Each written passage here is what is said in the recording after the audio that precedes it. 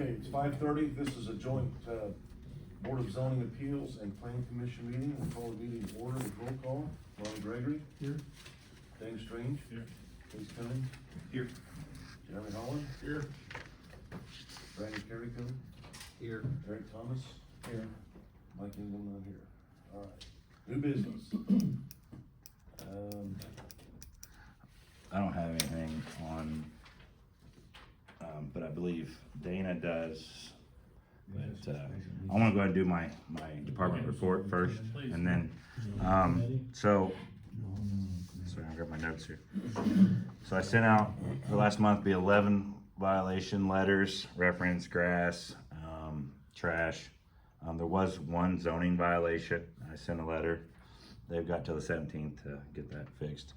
I do have a contractor going to be cutting some grass that were non-compliant past deadline after receiving my letters. And then once I get that cleaned up and then billed, I'll send the bill, and if they don't pay, we'll just do the lien like usual.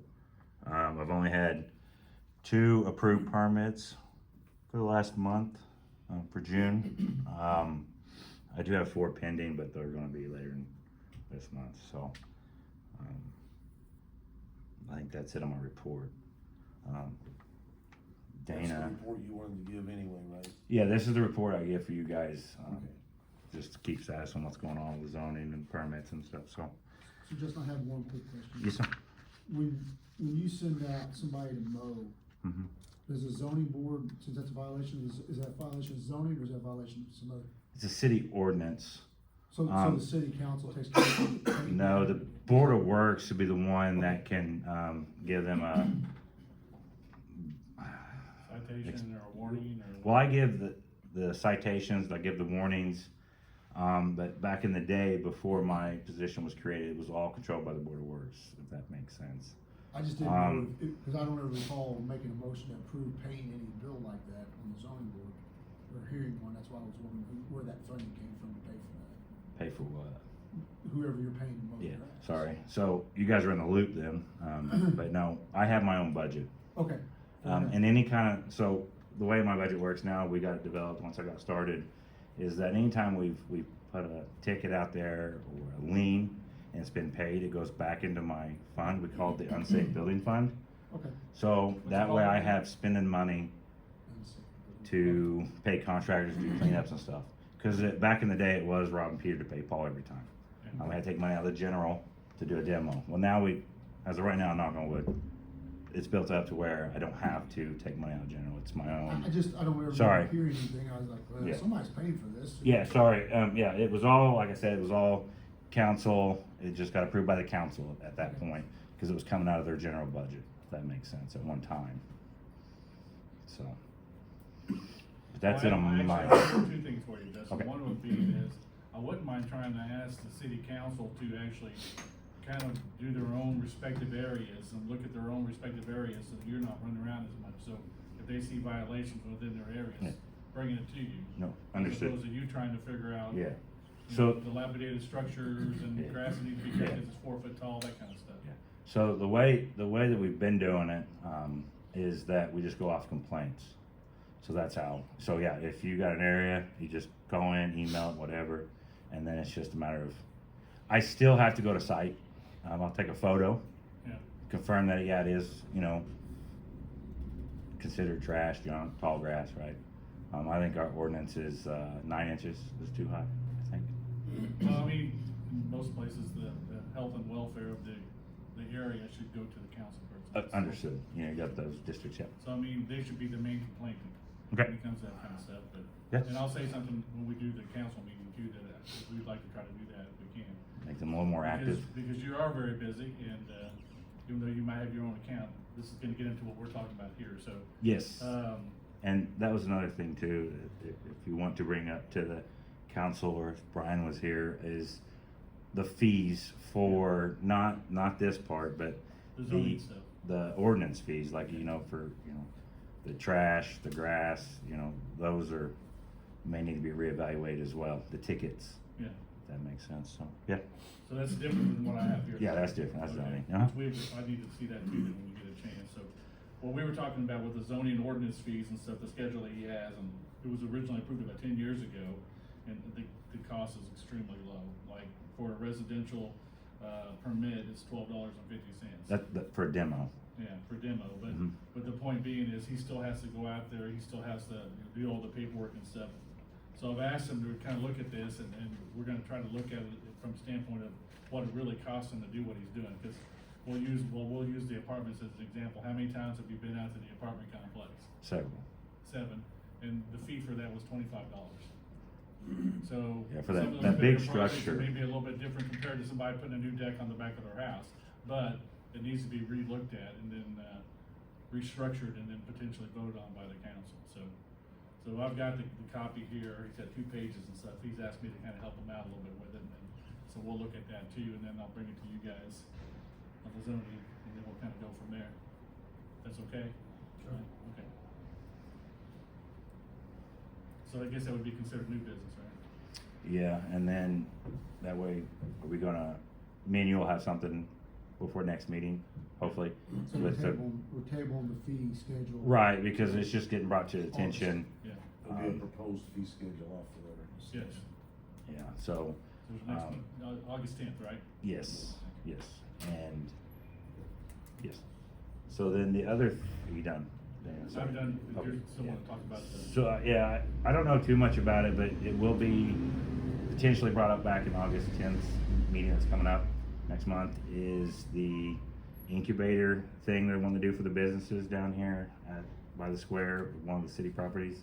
Jessica Potts would like to have one established there. It would need to be brought in front of the BZA to approve such temporary structure, cause it would be, shed type, like portable, or however you wanna describe it. Portable, yeah. It would need to be brought up in front of the board and approved upon. But if that's a route that they go, then we'll have to have a public hearing to have that vote. She was gonna try and be here, but it was too late notice, but she will discuss more about it in the next meeting, so kinda think about that.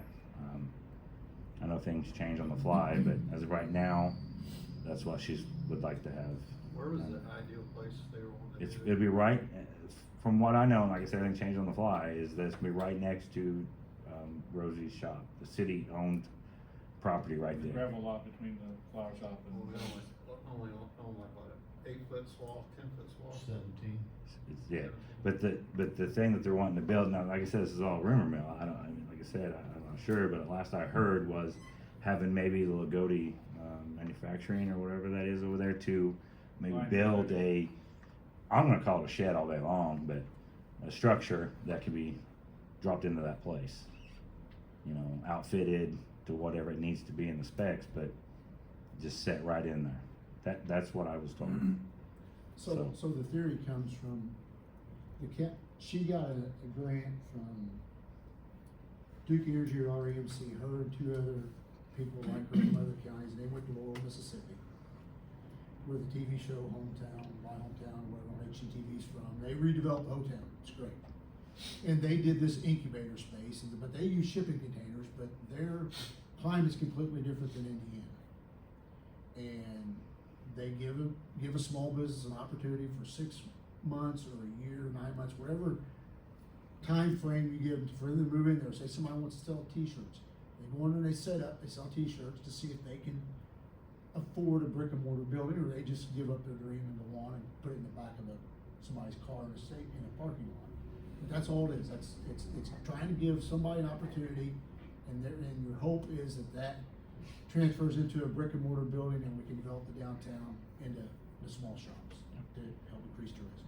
And one of the reasons why it would be brought in front of the BZA is the fact that it's not a permanent structure meeting the zoning requirements for a business. So it would have to have it'll be listed as a special use permit, that the board would vote on. So that's why it'd be brought in front of you guys for that. It's just so it could sit there. The biggest things, to me, the board needs to consider is, we don't want anybody cooking in there. They can bring cookies there that are pre-prepared, but we can't have cooking in it because that changes the liability. And at some point, the fire marshal, Alive. at some point, the state may have an interjection as well, because it's a business, if it's open to public, if you're entering it, there's gonna be some requirements for the state. Now, I know there's a standard when it's based off minimum square foot before the, you know, so that's something to look at down the road as well. Yeah, there's gonna have to be requirements, you're right, and Is this structure that's gonna be built right, gonna be butt up against the business? see, in that area, there's zero setback on the side, so let's say you're building a structure, you literally could build it up on that structure there, right? But if it's a portable building, how we do it in like in our normal zoning, I think it's 10 feet off an existing structure. It's called a fire break, right? Yeah. So that, you're right, and if we're only 17 feet wide, you're really messing with stuff. So Best there's part, things, remember when the city bought that from his and hers? It was 17 feet wide and then Yeah. where the depth is. right, and we can probably do a 5-foot variance, Yeah, variance. long as there's, fire rated interior, you know what I mean? There's things we can establish, but in the end, it'll be up to you guys to allow it to sit there. Now, fire marshal or state's office may have something different to say, but I think before the meeting, we were talking about, go ahead and give Jessica the approval to put the application in. yeah, if So she's then wanting to go to, contact I gave her the procedure of the process, and if she's willing to do that, then I will tell her tomorrow, hey, yeah, just go ahead and fill out the application, send out certified letters for the date and time of the hearing, which will be August 10th at 5:30 p.m. And that way, it's a public setting, so that way she can present everything in front of you. If anyone has any objections in the audience, they can speak, and then you guys can make a vote. So I told her that we would have a discussion, we can do that all day long, we just can't act or make a vote until there's a hearing, so. So when we were talking, I was saying we need to get Jessica to go ahead and do the application. And then we don't have to agree to anything. No. It opens up the door for the public hearing, and then that way she'll get us what she needs to get us before the meeting, and then we Yeah. can make it good. And like I said, there'll be more things that's in black and white instead of, I heard this, I heard that. Yeah. And it's nice to see the actual She might rendering. even have some drawings of the structure. Yeah, that's exactly right, so, and, I'll make a motion to go ahead and let Jessica go ahead and fill out the application and Good. then move forward after that, move to the board vote. sounds good. Have a second. Now need a second, all in favor?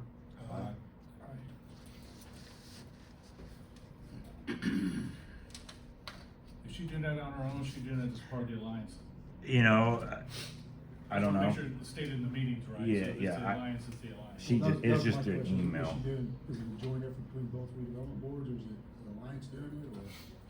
I don't know, I literally got a message, asked if it was possible. I guess For when she our does the zoning, I application, say we'll no, know. but, Yeah, because we got meeting Thursday, that's why. Yeah. So the application will say whatever it is. Any other business? that's it. Don't make a motion, or ask for a motion to adjourn. I'll second. All in favor? Thank you all.